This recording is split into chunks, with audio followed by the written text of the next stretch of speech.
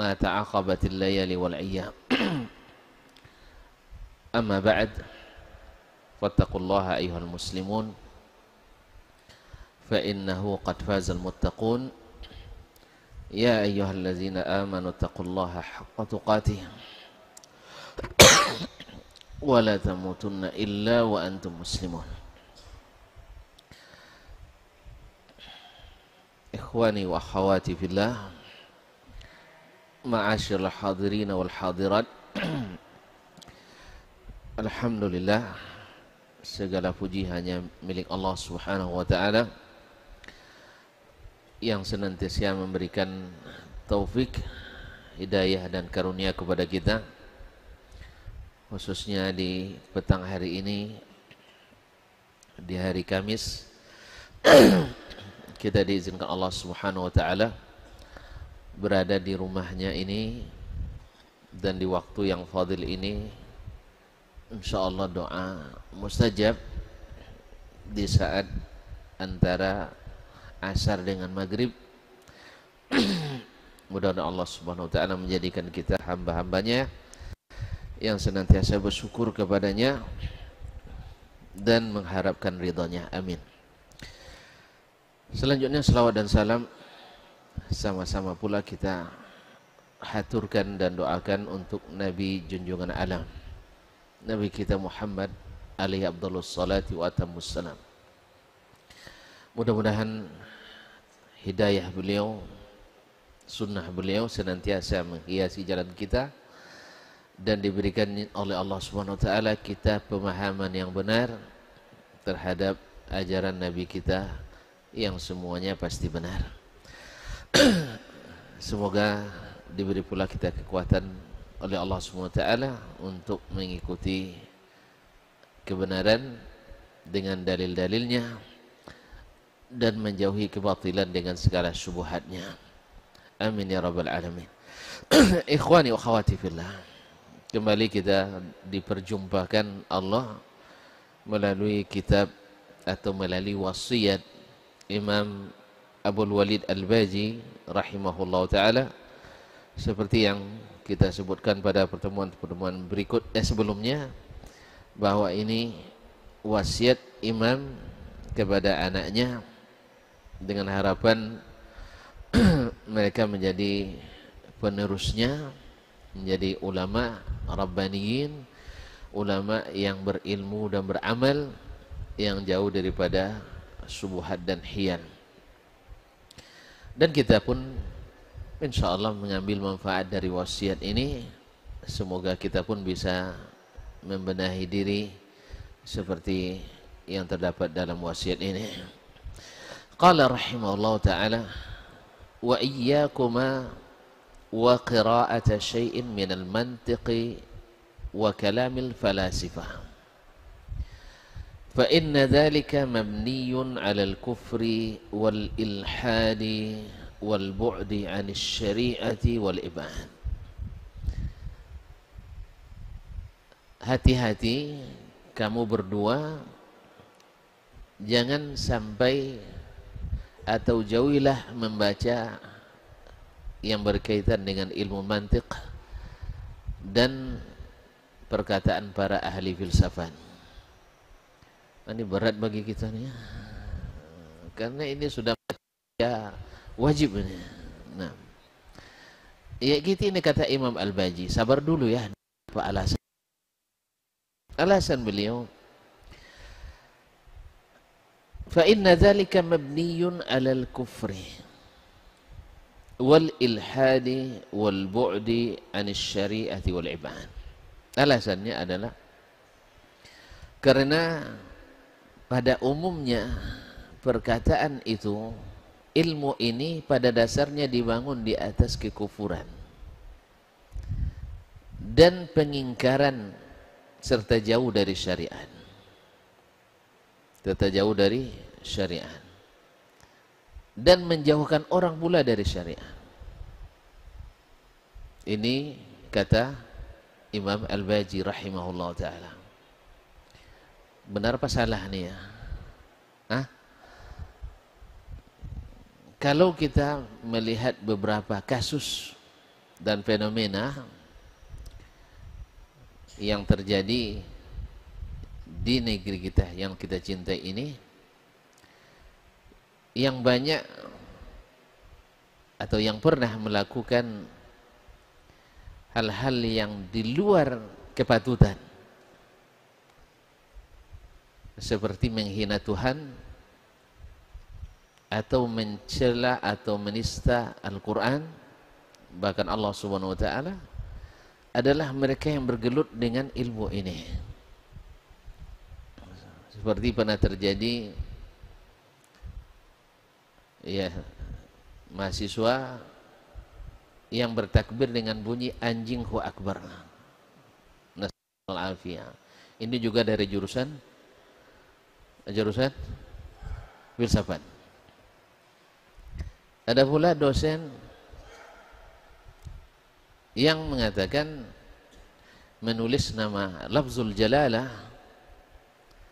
di atas secarik kertas dan menginjak-injak dengan sepatunya. Kemudian ada pula yang mengatakan bahwasanya ayat-ayat suci Al-Quranul Karim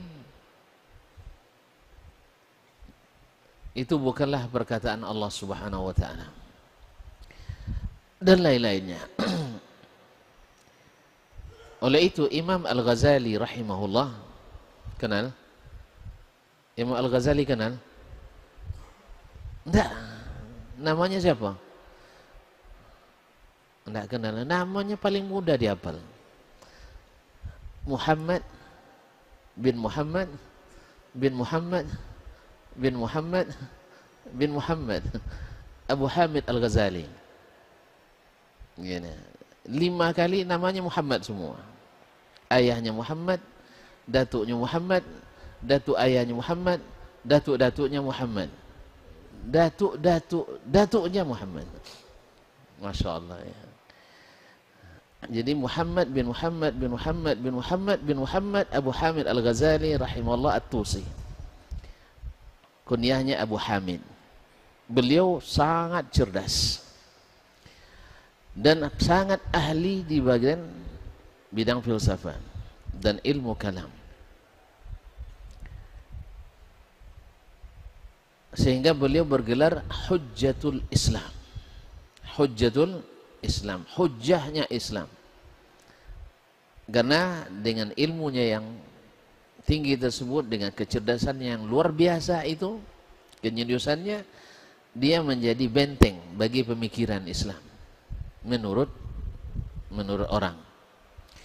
Tapi beliau sendiri di akhir hayatnya menyesal kenapa mempelajari dan menggeluti ilmu ini. Tapi selalu nyesal itu di belakang. Maka beliau menasihati siapa yang ingin selamat dalam agamanya, tolong jangan ikuti cara saya ini. Kata Imam Al-Ghazali rahimahullah ta'ala.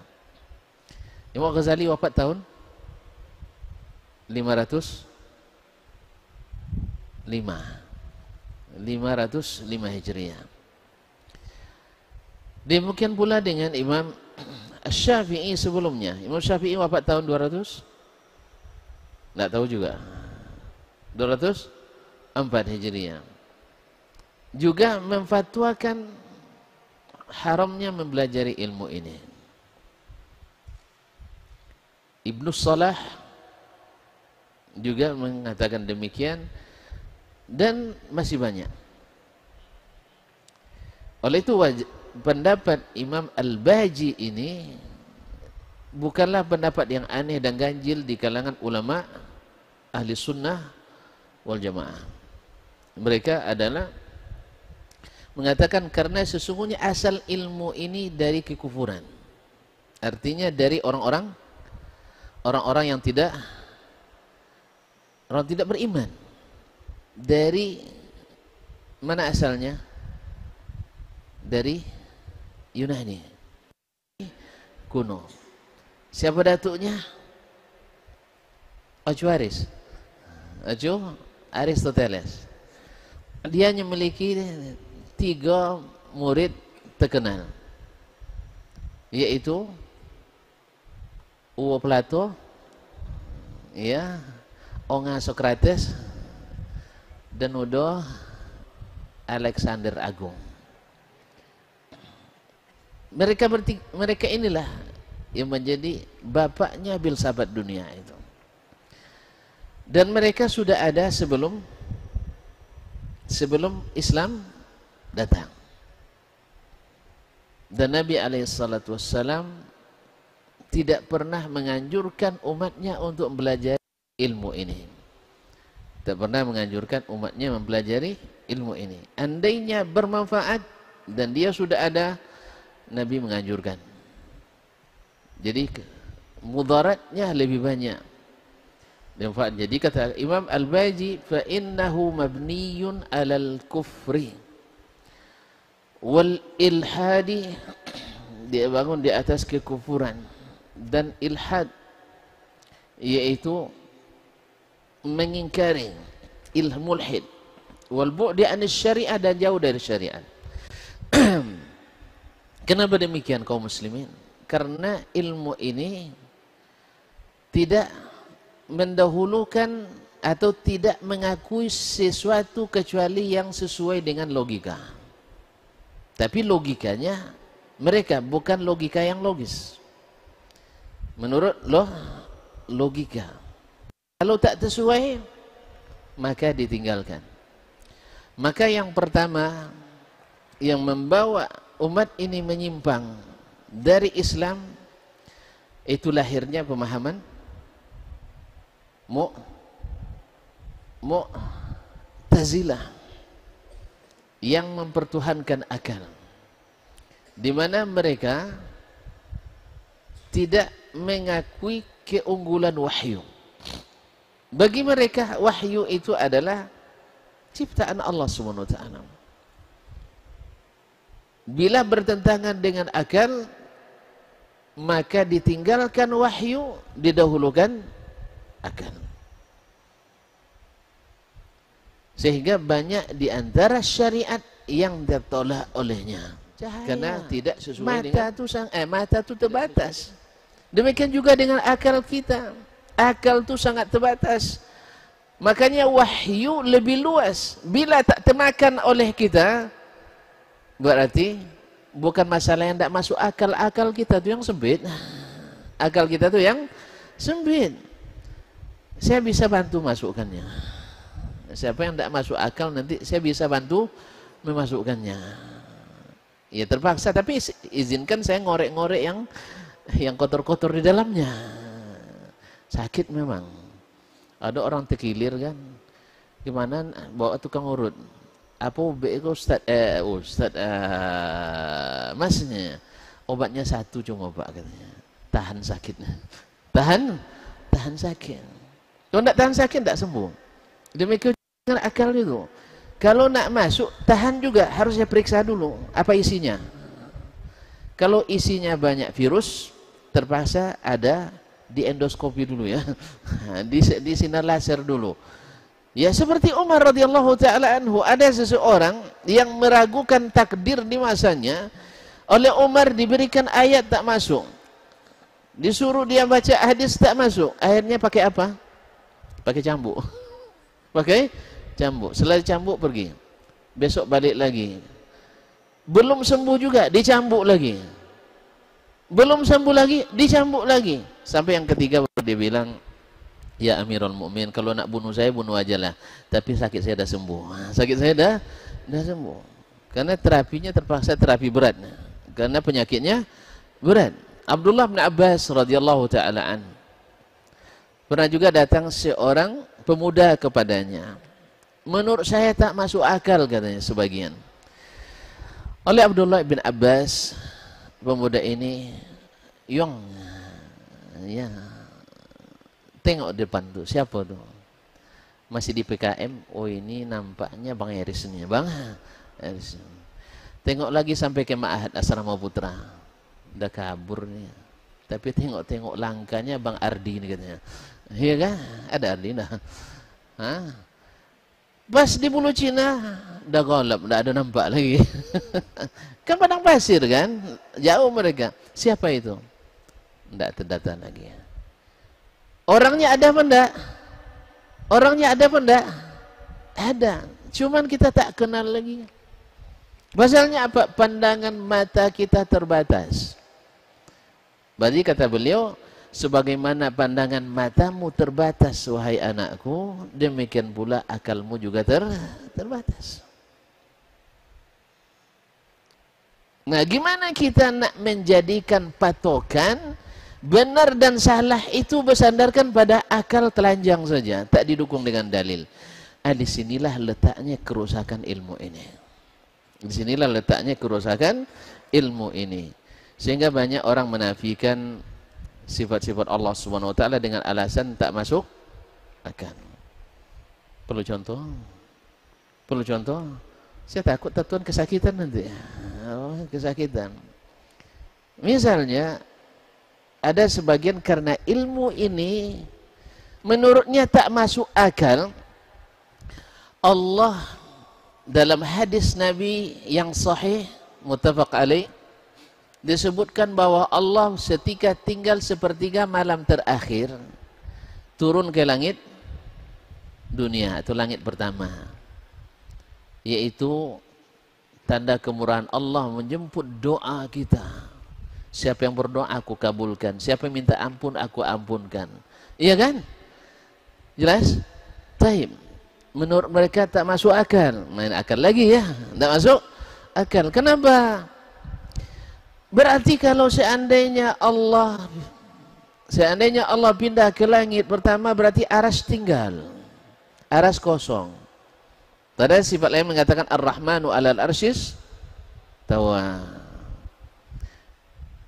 Jadi tidak masuk akal. Kalau saya sangat masuk akal, karena saya punya akal. Saya punya akal. Kenapa? Anda mengatakan bahwasanya kalau Allah turun berarti meninggalkan aras, karena Anda mengukur dengan ukuran apa? Ukuran makhluk. Ukuran makhluk. Dasman turun dari kursi meninggalkan kursi. Bukankah menganalogikan al-khaliq kepada makhluk dalam ilmu yang dibangun di atas ini juga qiyasun ma'al fariq? Mengkiaskan sesuatu yang berbeda, boleh? Boleh saya kiaskan tuan-tuan, ini misalnya siapa namanya? Pak Haji ini, ya saya kiaskan dengan perempuan, boleh? Tidak boleh, karena berbeda. Maka qiyas ini adalah qiyas ma'al fariq, maka fasidul i'tibar, maka natijahnya fasid, rusak. Kalau barang rusak boleh dipakai? Boleh dipakai? Ini akidah rusak. Padahal masih, walaupun ikhwani fillah, di makhluk sendiri kita bisa pakai secara akal untuk meyakini ini. Antum masih hidup? Apa buktinya? Oh, masih bisa bicara ya. Ada ruh? Ada ruh? Ada. Di mana tinggalnya? Enggak tahu ya. Ada ruh kan? Nanti kalau mati boleh kami otopsi. Kami nak cari di mana tempat ruh itu tinggal. Paham maksud saya? Hah? Ruh ketika orang sudah mati keluar enggak? Keluar enggak? Ada tempat yang ditinggalkannya? Ada tempat yang ditinggalkannya?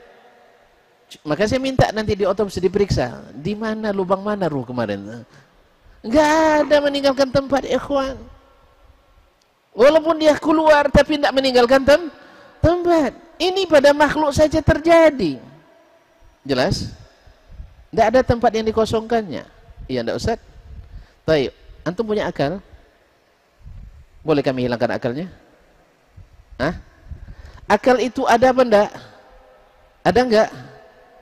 Di mana tempatnya?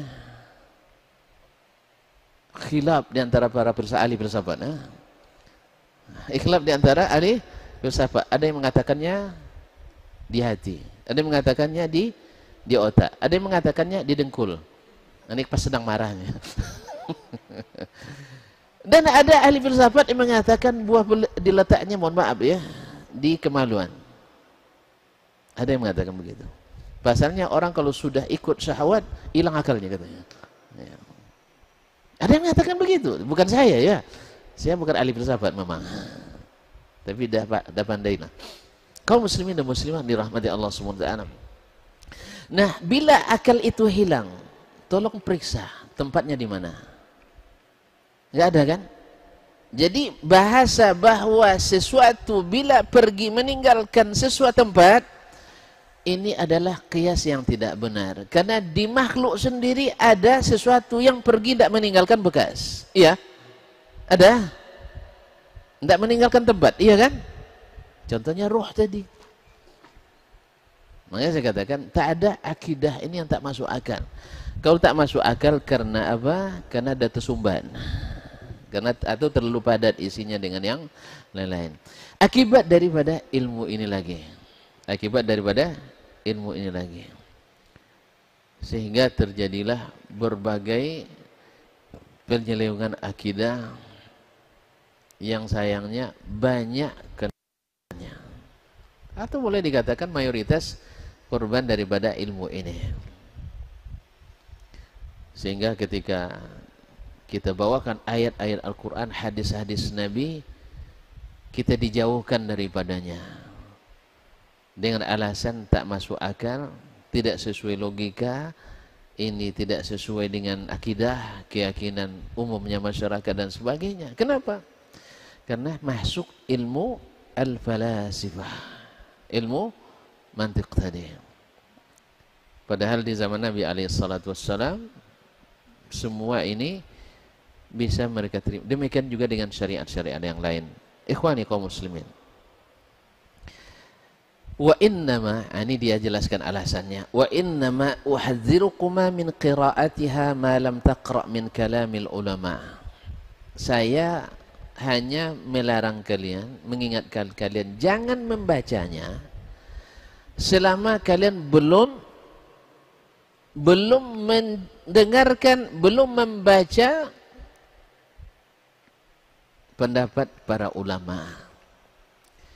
Ma taqwiya atau taqwiyan bihi ala fahmi fasadihi, yang membuat kalian paham atas rusaknya ilmu itu.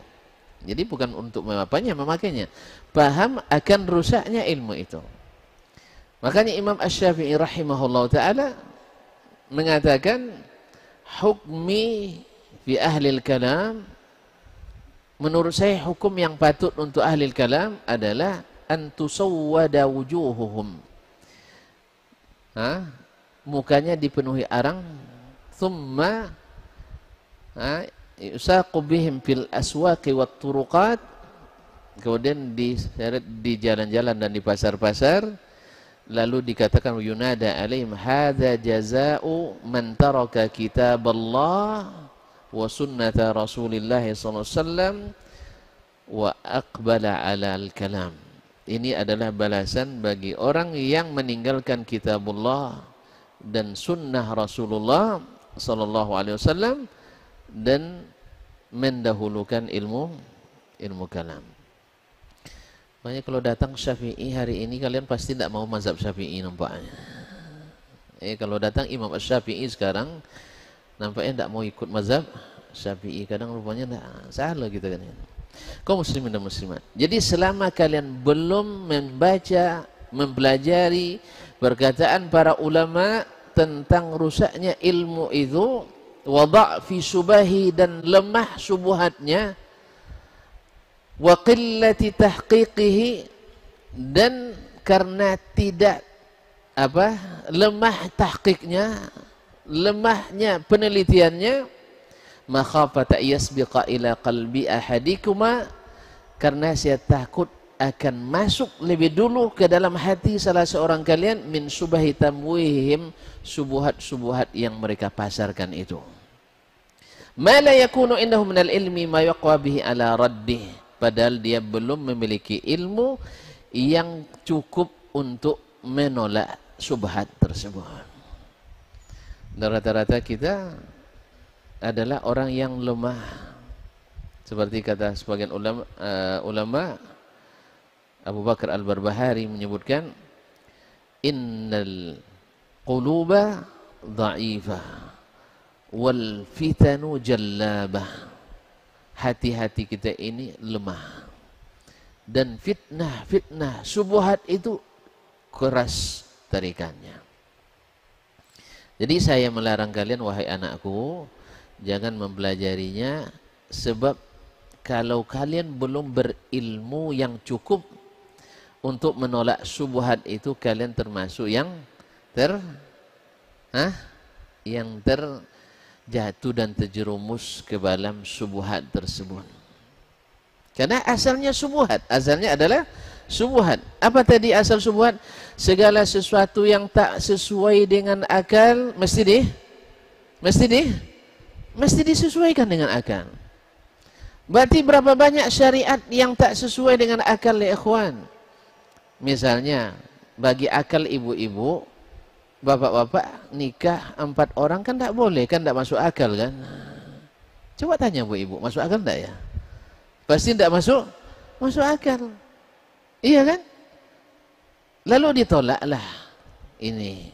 Tapi kalau selingkuh wajar-wajar aja. Wajar aja, masuk akal. Zamannya sekarang, zaman selingkuh. Iya kan? LGBT wajar sebagai penyaluran hasrat. Orang kan tak sama hasratnya. Tapi kalau orang punya hasrat lebih dari satu, tak boleh. Tak sesuai logika. Inilah logika sakit itu, akibat daripada ilmu ini. Logika sakit. Tapi tidak semua sakit, Ustaz. Tidak semua sakit. Ada orang yang merasa sakit, ada yang merasa tidak sakit. Saya kalau diperiksa, saya tak merasa sakit nih. Tapi kalau pas diperiksa ginjal, masalah nih Ustaz katanya. Kolesterol naik katanya kan. Tekanan darah tinggi nih katanya. Jangan makan lagi lemak-lemak. Awak suka lemak? Kan tak periksa. Iya kan?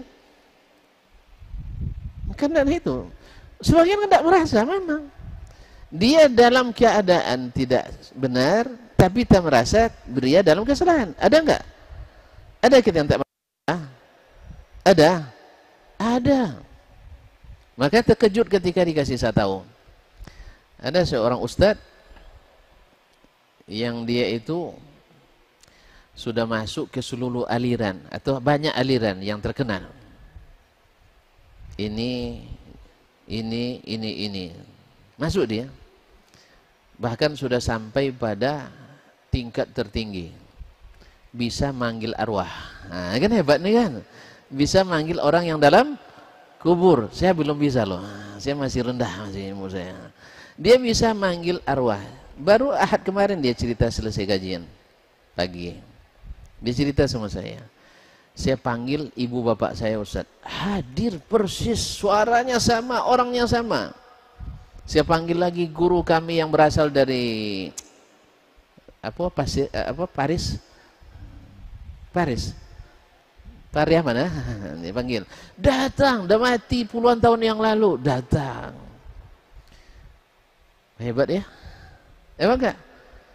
Ya saya merasa hebat waktu itu. Cuman satu yang harus diketahui oleh siapapun yang nak masuk jalan-jalan itu, saya waktu itu wajib memposisikan diri sebagai Tuhan. Syirik enggak? Syirik enggak? Mereka tidak menganggap syirik itu. Itu menanggap makamnya sudah tinggi. Makamnya sudah tinggi. Fir'aun dulu juga semagakan makamnya tinggi. Ana rabbukumul a'la. Jadi dia memanggil orang arwah itu, dia seperti Tuhan memanggil, dia memposisikan itu sebagai Tuhan. Jadi kalau ada yang manggil-manggil arwah nanti, dia yang bilang ini bukan saya tidak pernah mengalami. Dia yang mengalami. Kalau tuan-tuan mau tahu orangnya, saya tunjukkan. Mau? Nak belajar? Ya, saya tunjukkan. Saya harus memposisikan diri sebagai Tuhan katanya. Kalau ada yang Karena dia sudah masuk berbagai aliran itu. Baca ayat ini kan, kalau ada yang kalian bisa manggil arwah, ada yang hafal kan? Rupanya bukan itu maksudnya. Allah sebutkan tafsirnya, alla na'budu illallah wa la nusyrika bihi syai'a wa la yattakhidha ba'duna ba'dan arbaban min dunillah. Rupanya yang dimaksud itu, yang sawa itu, yang sama-sama itu, jangan beribadah kecuali kepada Allah. Kalau mau, insya Allah sama-sama kita. Dan jangan menyekutukan Allah dengan sesuatu. Berarti kalau bersekutukan boleh berkawan? Enggaklah. Wala yattakhidhu ba'duna ba'dan arbaban min dunillah. Dan janganlah masing-masing kita menjadikan yang lain sebagai Tuhan-Tuhan selain Allah. Inilah kalimatun sawa. Ikhwani fillah, tak terasa waktu sudah pukul 5. Hah? Yang terlalu panjang bicara atau tuan-tuan yang masih nganggu? Baik, kita selesaikan ya. Jadi ikhwani, ini bukan paham radikal, enggak. Karena inilah akidahnya Nabi Muhammad SAW. Kecuali tuan-tuan setuju mengatakan bahwa Nabi Muhammad itu radikal. Setuju? Setuju? Setuju? Ya kalau setuju ya saya tidak setuju. Ya. Nabi Muhammad inilah akidahnya. Tetapi ketika ada orang Yahudi yang mau meninggal, dia datang jenguk. Iya kan? Disuruh untuk bersyahadat. Dia tak paksa. Ketika anak itu nengok ke ayahnya, ayahnya bilang ati Abul Qasim, ikuti anjuran Abul Qasim Muhammad. Akhirnya selamat, dia masuk surga insyaallah taala karena husnul khatimah. Jelas ikhwan? Hah? Kemudian ketika ada berperang, Nabi mengajarkan bahwa anak-anak tak boleh diganggu, wanita tak boleh tak boleh dibunuh, orang-orang tua jangan, ulama-ulama jangan, rumah-rumah ibadah jangan dirusak. Jelas? Karena Al-Islam kita mengajarkan wala yajrimannakum syana'anu qaumin ala alla ta'dilu. Jangan kalian berbawa oleh karena kebencian pada suatu kaum, kalian tidak berbuat adil, i'dilu. Jadi itulah kaum muslimin. Jadi kalau ada yang mengatakan paham radikal, dia itu radikal sebenarnya itu. Dia itu radikal, ingin memaksakan pahamnya kepada kita. Dia yang radikal, bukan kita. Karena ini Nabi SAW yang mengajarkan pada kita. Baiklah kaum muslimin dan muslimat, wa amartukuma bimutala'ati. Kalau sudah kuat, tapi saya ingatkan tadi ya, Al-Quran harus hafal. Kalau tidak kuat kalau menghadapinya, tidak kuat. Walaupun ayat itu ada, tapi rasa-rasa pernah baca, tapi tadi mana katanya. Akhirnya kalah kita berdebat. Kalah kita berdebat kan? Udah kalah ngaku aja. Makanya Imam Ahmad ketika berdebat dengan Ahmad bin Abi Du'ad di depan khalifah, dia syaratkan kita tak boleh pakai tafsir, tak boleh pakai takwil, pakai Al-Quran dan hadis. Siap? Siap. Nah, baru nampak mana yang berisi, mana yang tak berisi. Pakai Al-Quran dan hadis. Makanya ahli filsafat itu selalu mengundang kita untuk berdebat jangan pakai Quran dan pakai hadis. Karena kalau Quran dan hadis dikiranya jumud katanya. Tahu jumud? Boku. Masa Al-Quran dikatakan boku ya? Datang daripada Allamul Ghuyub, Alimul Ghaibi Wasyahada, yang maha tahu yang nampak dan yang tidak nampak. Sesungguhnya itulah yang ilmu sebenarnya, tapi kita sudah dijauhkan daripadanya. Jadi kalau tuan-tuan tidak menyaring, pakai apa saringan? Saringan bocor semua. Ya? Kalau melintau atau melintau, menapis atau menapis. Kalau tapisannya bocor, bisa dipakai. Kita tapisan rata-rata bocor kan?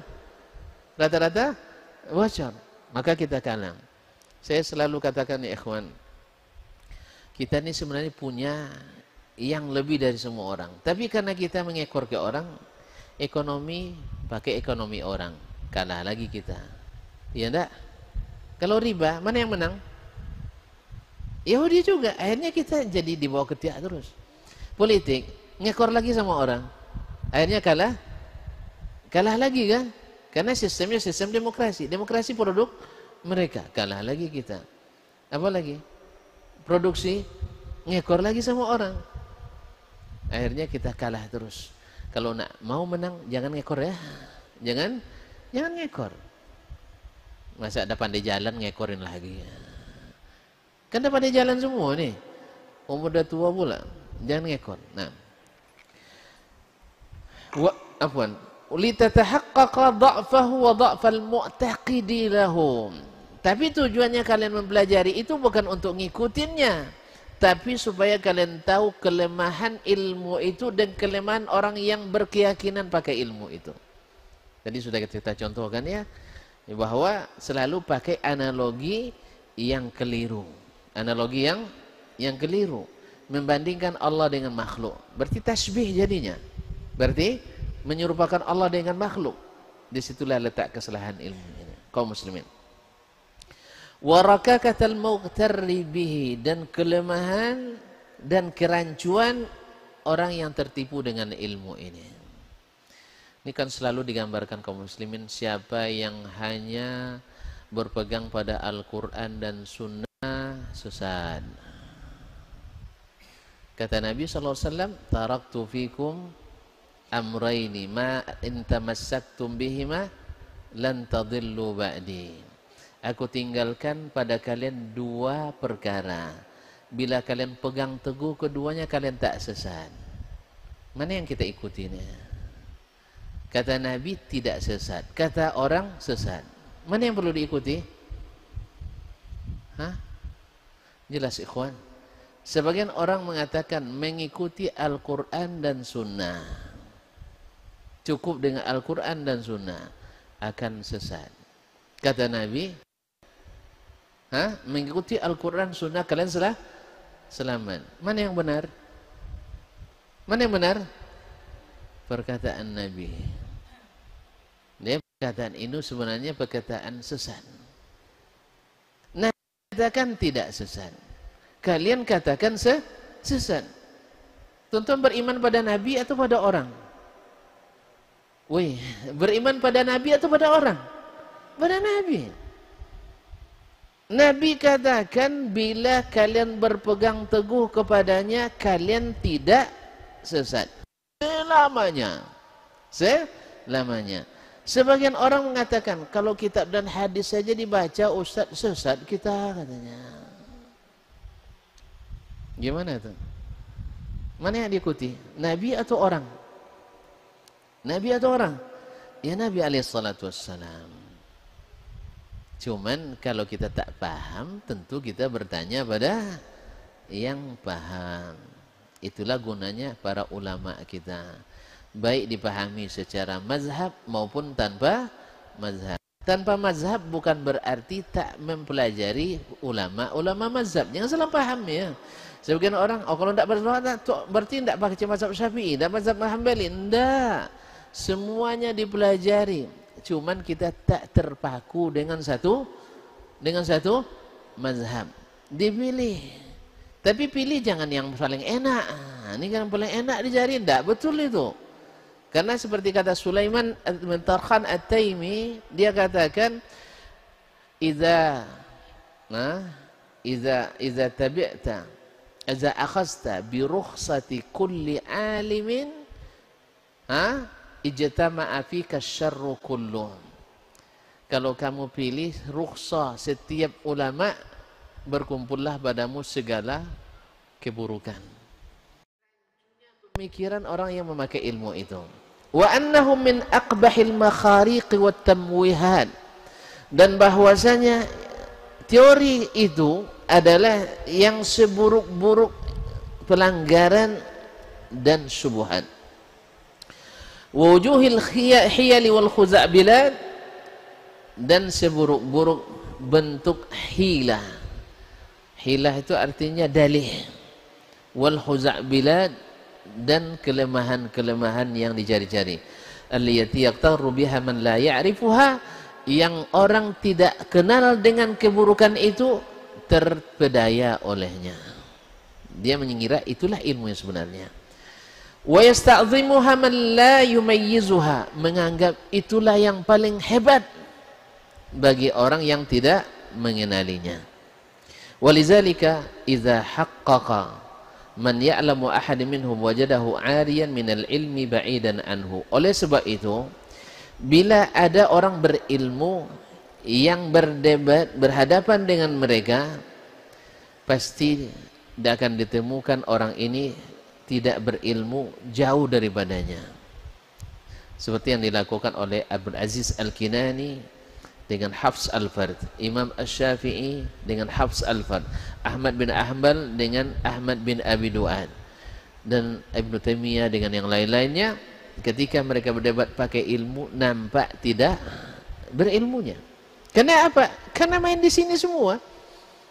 Ketika kita tanyakan hadis, dia nggak tahu. Ayat tak paham. Nah, yadai anhu yaktumu ilmahu innama yaktumu jahlahu. Ketika ditanyakan dalil, ada dalilnya tapi saya tidak mau sebutkan. Dia nak sembunyikan ilmunya katanya, padahal dia menyembunyikan kejahilannya.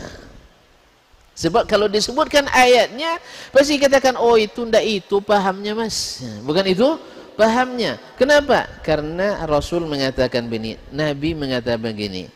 Tapi orang kadang-kadang menyembunyikannya, menyembunyikan kejahilannya.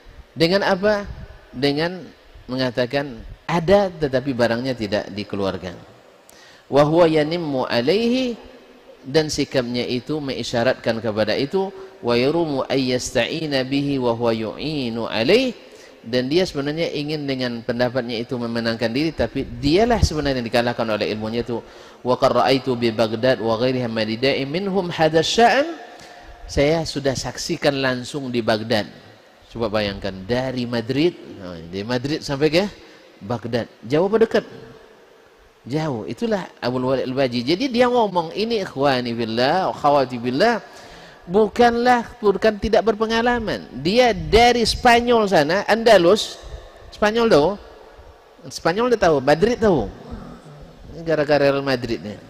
Nah, ya, di Andalus datang ke Baghdad belajar. Maka dia banyak yang dia lihat lewat Mesir, lewat Maghrib, lewat Maroko, lewat Libya, lewat dan seterusnya sampai ke Makkah, Madinah, terus ke Baghdad. Saya saksikan di Baghdad orang yang mengatakan dia menguasai ilmu ini, ilmu filsafat tadi, mustahqaran, tak diperhatikan orang, mustahjanan, dihinakan, mustad'afan, dianggap orang yang tidak berilmu. La yunadhiru illa al-mubtadi, tak ada yang mengajaknya diskusi kecuali hanya orang-orang yang baru menuntut ilmu. Wa kafaka bi ilmi sahibihi fid dunya marmuqun mahjur. Cukuplah bagimu wahai anakku bahwa orang yang memiliki ilmu ini tidak diperhatikan dan ditinggalkan. Wa fil akhirati madhurun mathbur, dan di akhirat nanti akan merugi dan celaka. Wa amma man yata'ata dzalika min ahli baladina, adapun orang yang mempelajari ilmu ini dari negeri kita, ini kata beliau di Andalus, falaisa indahu in minhu illa ismuh, mereka hanya tahu namanya saja, mereka tak menguasainya. Mereka tak menguasainya. Wala wasala ilaihi la dzikruh, dan tak sampai kepadanya hakikat ilmu filsafat itu kecuali sebutannya saja.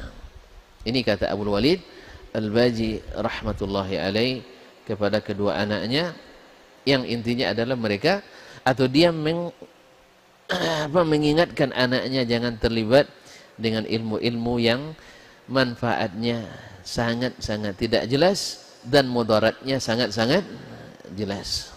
Ya, manfaatnya tidak jelas dan mudaratnya sangat jelas.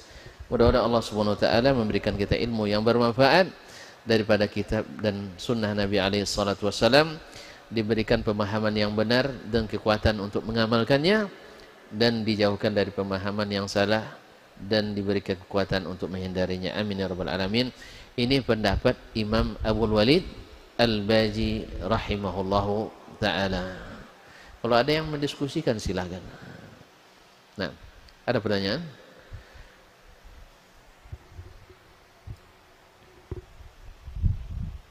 Wih, banyak aja. Ya Allah. Bismillahirrahmanirrahim. Assalamualaikum. Waalaikumsalam warahmatullahi wabarakatuh. Apakah itu tokoh bernama Ibnu Sina? Sebenarnya bukan Ibnu Sina ya. Beliau adalah salah seorang tokoh filsafat Islam yang pemikirannya banyak yang dianggap menyimpang. Banyak yang dianggap menyimpang daripada Islam. Di antaranya adalah pendapat beliau bahwasanya siapapun boleh jadi nabi. Siapapun boleh jadi nabi. Dan tidak ada batasannya. Bisa didapatkan dengan riyadhah dan bersemedi. Ini adalah kesesatan yang nyata. Karena kalau demikian ada peluang nabi setelah Nabi Muhammad sallallahu alaihi wasallam.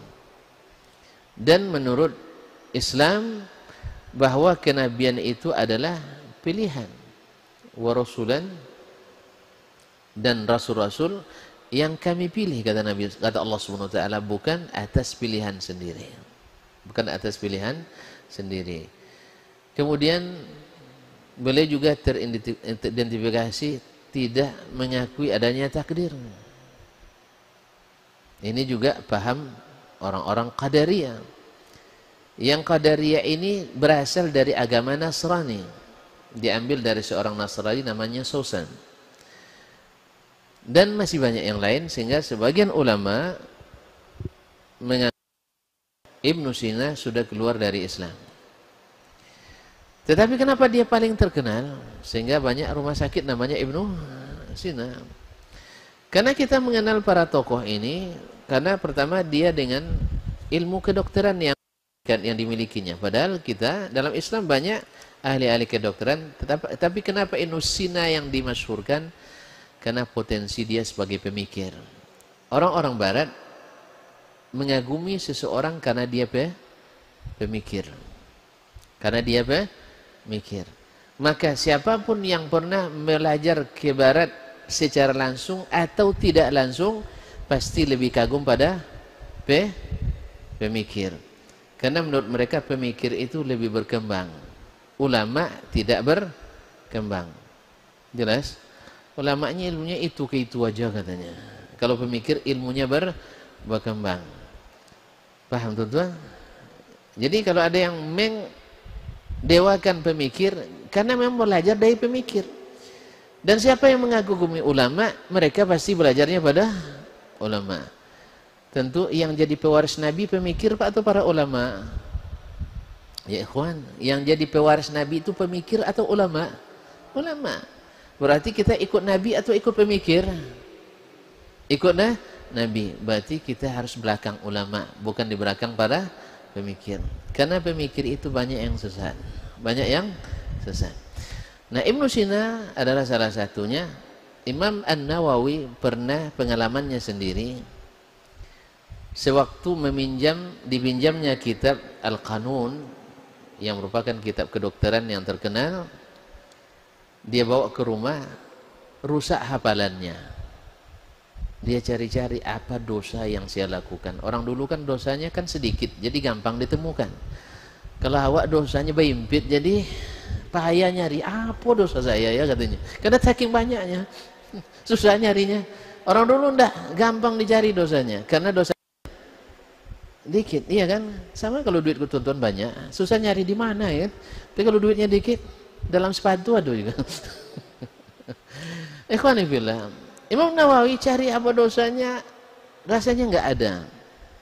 Lalu dia teringat, dia minjam kitab Al-Qanun. Akhirnya mungkin karena ini. Lalu dia kembalikan, kembali normal hafalannya. Kembali normal hafalannya. Itu seperti yang beliau ceritakan sendiri. Oleh itu ikhwani fillah, ternyata wallahu alam itulah keadaannya Ibnu Sina yang saya ketahui, tetapi dia sudah istihar, sudah masyhur menjadi salah sebagai tokoh kedokteran muslim. Padahal kita punya tokoh kedokteran yang banyak, ya, yang juga tidak kurang dari Ibnu Sina, tapi karena dia pemikir dan potensi untuk menyesatkan, maka dia diagung-agungkan oleh orang barat. Dan karena kita berkiblat ke barat, maka kita pun ikut mengagung-agungkannya. Wallahu a'lam. Assalamualaikum Ustaz. Semoga kita semua dalam rahmat dan lindungan ilahi. Amin. Ana mau bertanya Ustaz. Ahlan wa sahlan. Ustaz, apa pandangan Ustaz dengan orang-orang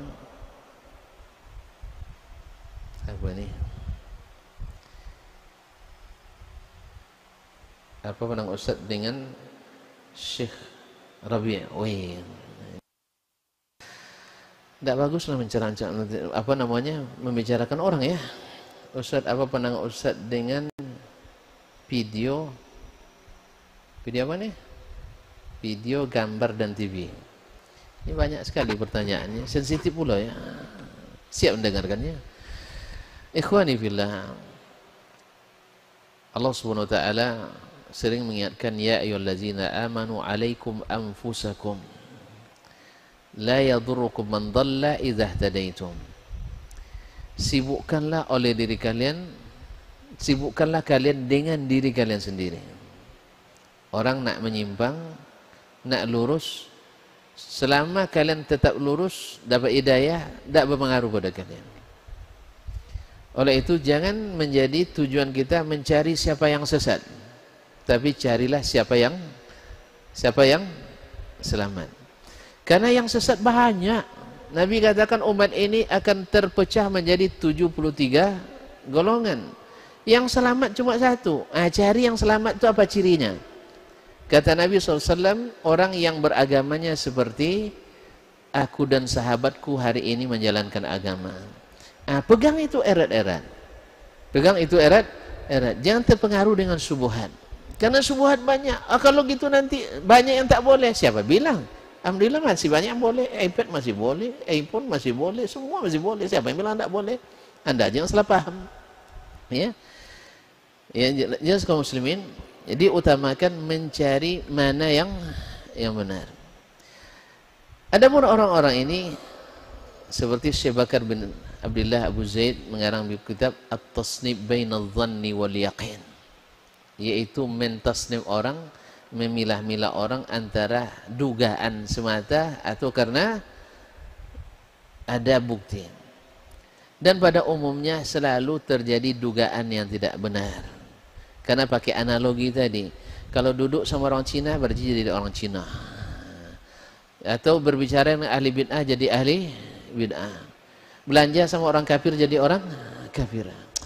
Ini tidak benar nih kaum muslim. Atau kalau tidak ngisi di masjid ini berarti tidak sunnah, kalau ngisi di masjid ini berarti tidak sunnah.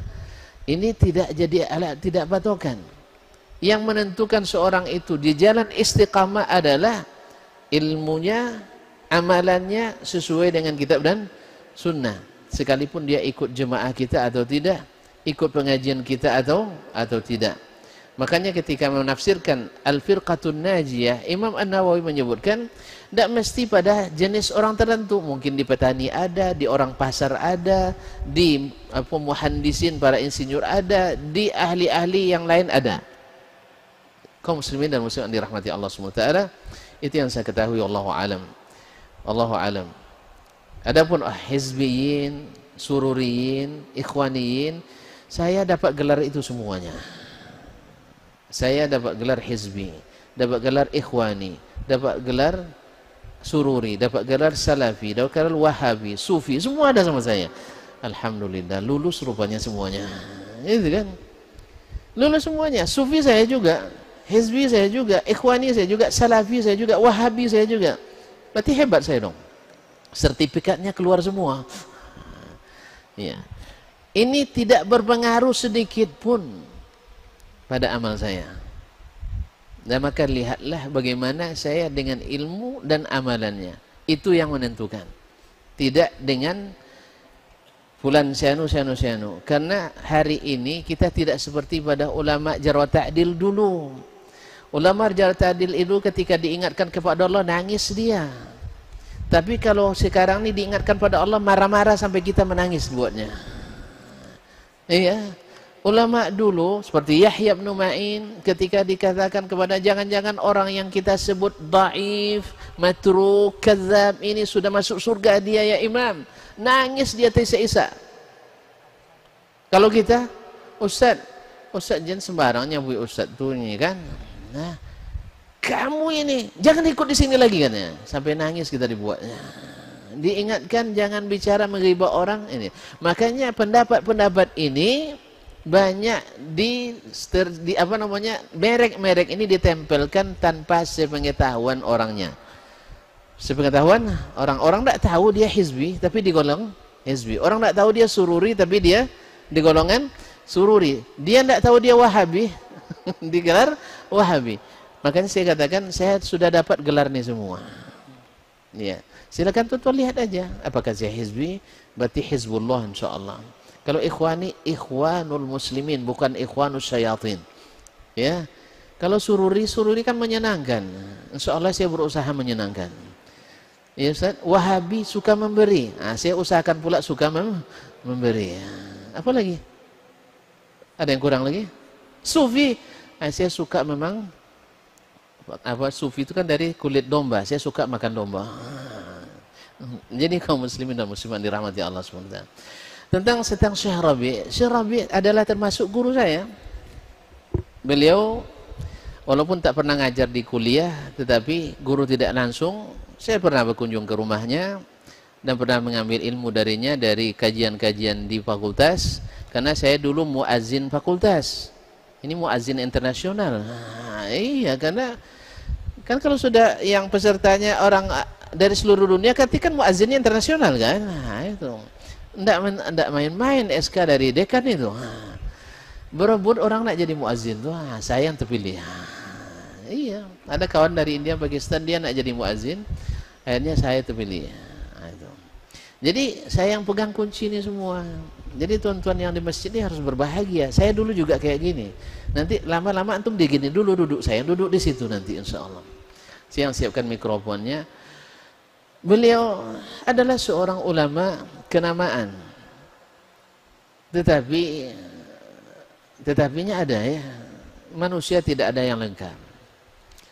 Kelebihannya banyak, ada sedikit kekurangannya. Beliau terlalu cepat menerima informasi murid-muridnya,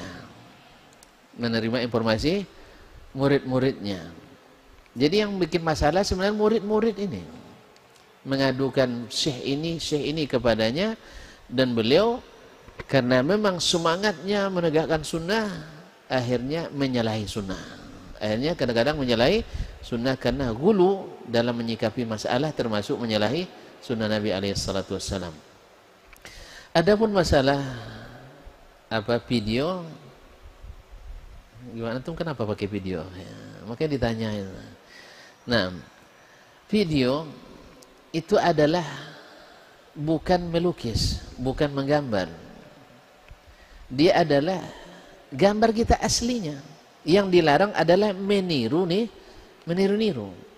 Demikian juga dengan kamera. Kamera itu adalah panturan lensa dari gambar asli kita. Sedangkan hadis la'anallahul musawwirin, Allah melaknat orang-orang yang menggambar, dia itu meniru-niru ciptaan Allah Subhanahu wa ta'ala, yaitu gambaran yang bernyawa. Oleh sebab itu wallahu alam, dalam masalah ini saya mengatakan tidak ada masalah, karena kita tidak meniru, tetapi itu adalah gambar asli kita yang dipantulkan melalui lensa dan cahaya, dan tidak meniru ciptaan Allah Subhanahu wa ta'ala. Walaupun saya tidak termasuk yang menggandrunginya, kecuali untuk hal-hal yang diperlukan, wallahu alam. Yang diperlukan panjang juga ya. Yang diperlukan untuk ya yang tidak bisa ditinggal, seperti untuk dakwah. Tetapi kalau untuk gambar yang ditempelkan, saya sengaja untuk tidak tempelkan itu. Kalau ada yang nempelkan berarti belum minta izin sama saya itu.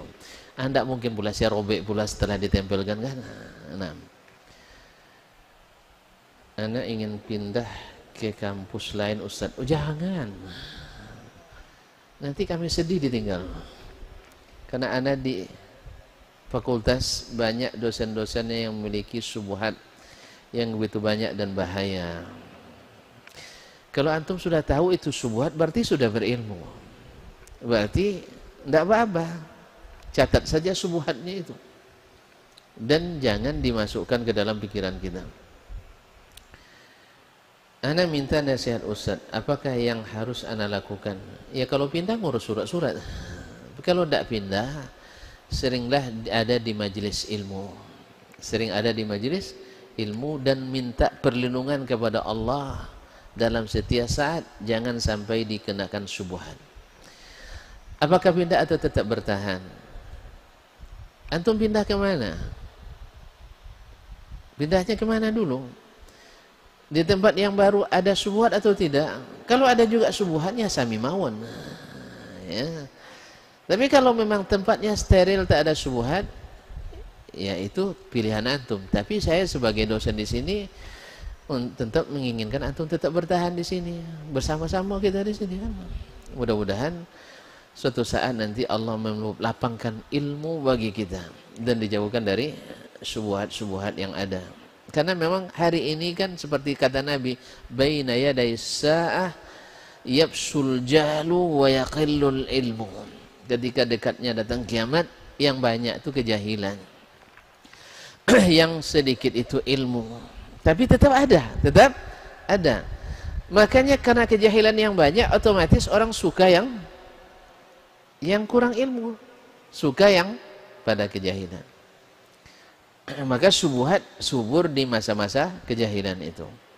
Assalamualaikum. Saya pernah mendengar ceramah di YouTube oleh seorang titik-titik, dia berkata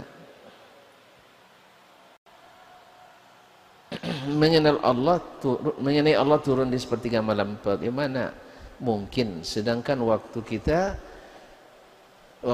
sangat berbeda. Misalnya daerah jam 1 pagi dan daerah di Indonesia masih sore. Jadi Allah turun tiap waktu katanya. Maka bagaimana penjelasannya Ustaz? Ini yang saya katakan syubhat lagi.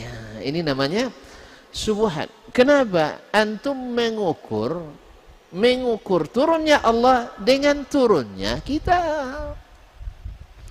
sehingga waktunya berbeda, tidak bisa disatukan. Jelas ikhwan? Sedangkan dalam ilmu Allah, dia mungkin menyatukan ke semua masa itu. Yang membuat masa siapa? Allah Subhanahu wa taala. Tapi kalau antum ukur dengan kita, inilah mafsadahnya ilmu kalam itu.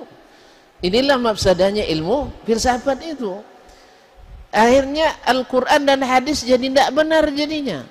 Bahkan sebagian ada yang mengatakan zawahirul kitab wa sunnah kufrun. Mengimani zahir Alkitab dan sunnah itu kufur. Innalillah. Berarti Nabi tak selesai menyampaikannya, perlu kita tafsirkan. Jadi ikhwani fillah, ini akibat daripada apa? Akibat dari memahami syariat ini dengan ilmu logika. Akhirnya semuanya serba dianalogikan. Akhirnya mentasbihkan Allah dengan makhluknya. Jadi ikhwani, Allah Maha tahu. Nabi SAW diberitahu oleh Allah Subhanahu wa taala bahwa Allah turun ke langit pertama sepertiga malam terakhir.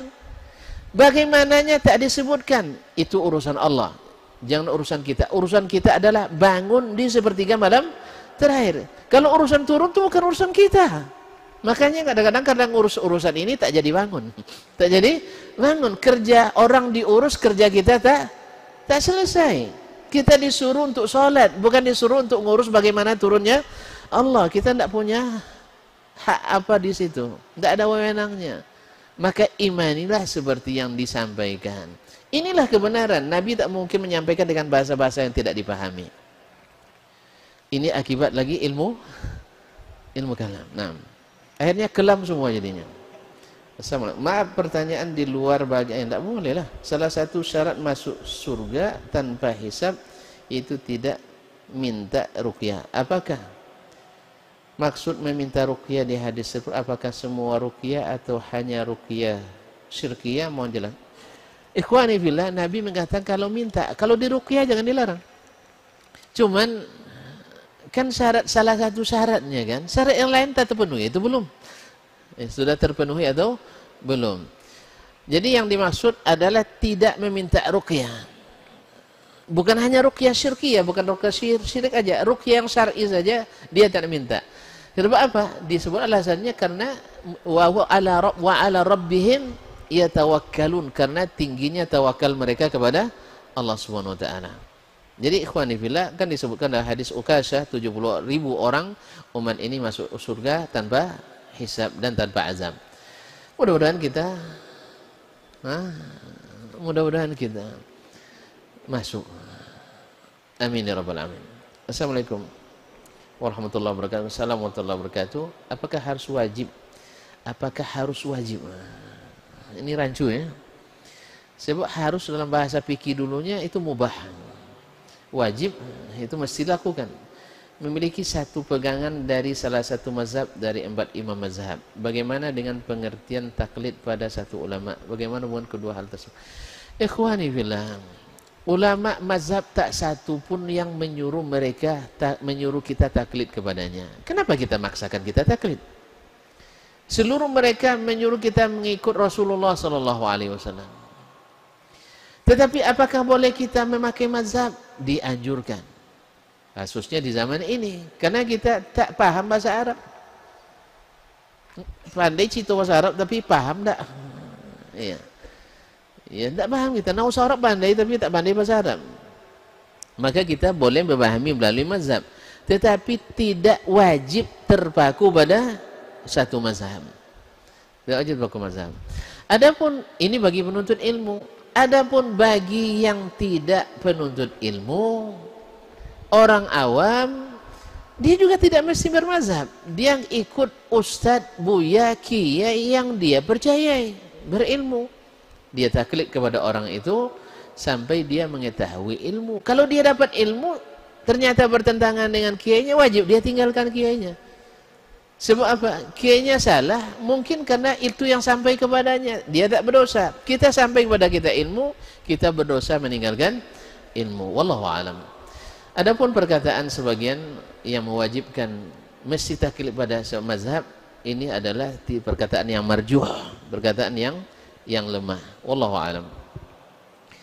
Assalamualaikum warahmatullahi wabarakatuh. Semoga Allah merahmati Ustaz. Amin. Semoga Allah merahmati antum.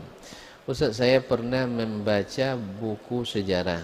Disebutkan bahwa Muawiyah mengutus salah seorang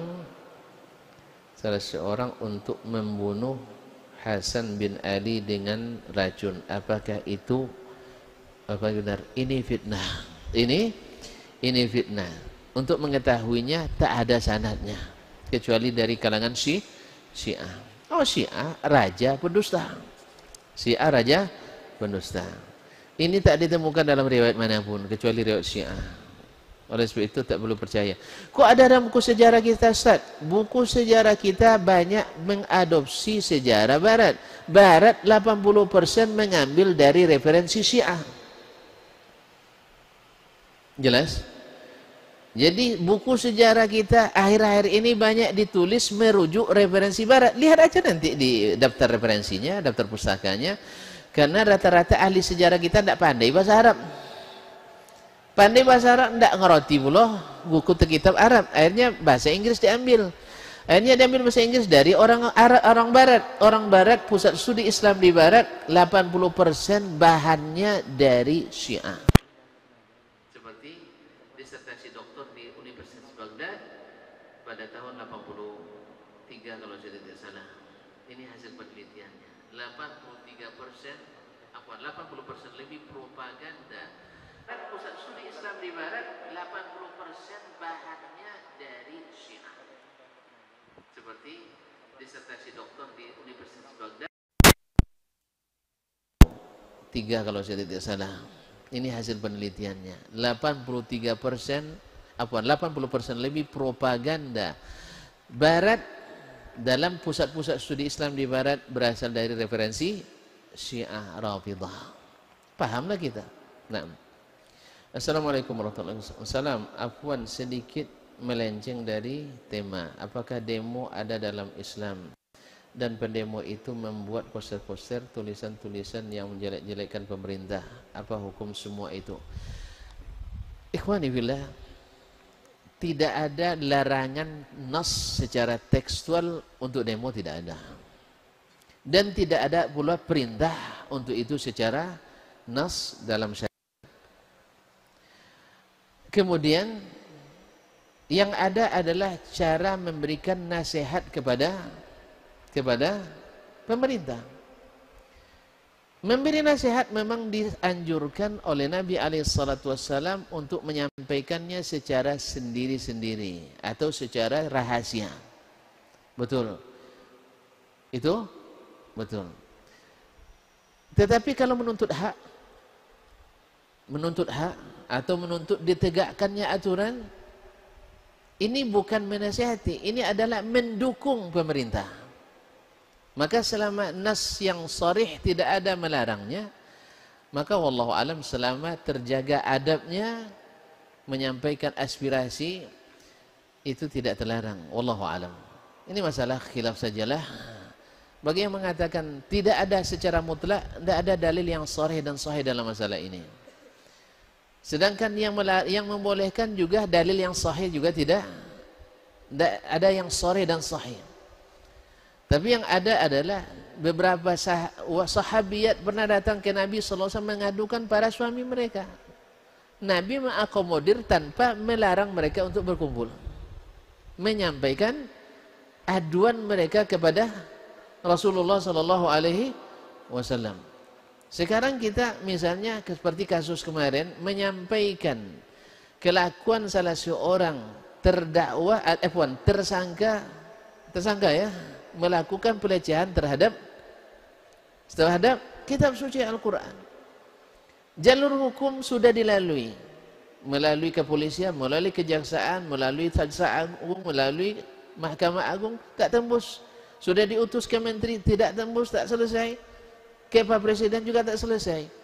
Akhirnya maka kita sampaikan, kita dukung pemerintah dalam melaksanakan hukum ini dengan cara menyampaikan aspirasi di depan umum. Kan tidak ada caci maki kan? Tidak ada caci maki kan? Tidak ada poster menjelek-jelekkan kan? Walaupun sebagian mungkin bisa disusupi. Ya apapun, orang ke dalam masjid bisa juga menyusup. Orang ke masjid bisa juga menyusup. Tapi apakah dengan itu dilarang secara total? Kan tidak mungkin. Oleh itu kaum muslimin dan muslimat yang dirahmati Allah SWT, masalah ini termasuk dalam ruang, insya Allah termasuk ruang khilafiyah, karena tidak ada dalil yang sahih dan sharih yang melarang dan tidak pula ada yang menyuruh. Dan ini termasuk insya Allah minal masalih al-mursalah yang tidak dijadikan sebagai ghayah, tapi dia hanya wasilah. Bila sudah tercapai tujuan, itu ditinggalkan. Wallahu ta'ala alam. Itu pendapat saya. Boleh berbeda kan? Boleh berbeda sampai tuan-tuan bisa meyakinkan saya nanti. Kalau sudah yakin saya nanti dengan dalil yang tuan-tuan kemukakan, saat itu saya akan merubah pendapat dan fatwanya. Wallahu ta'ala alam. Sampai di sini kajian kita pada petang hari ini. Mudah-mudahan bermanfaat dan dijauhkan dari mudarat. Dan apapun yang kita sampaikan itu adalah murni pendapat Imam Khalid Al-Baji rahimahullah, dan saya sependapat juga. Saya juga sependapat. Baru kita boleh pelajari di saat kita sudah mempunyai filter yang betul-betul tak ada bocornya lagi.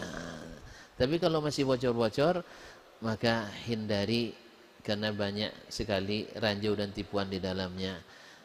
Yang jangankan yang biasa, Imam Al-Ghazali sendiri menyesali diri.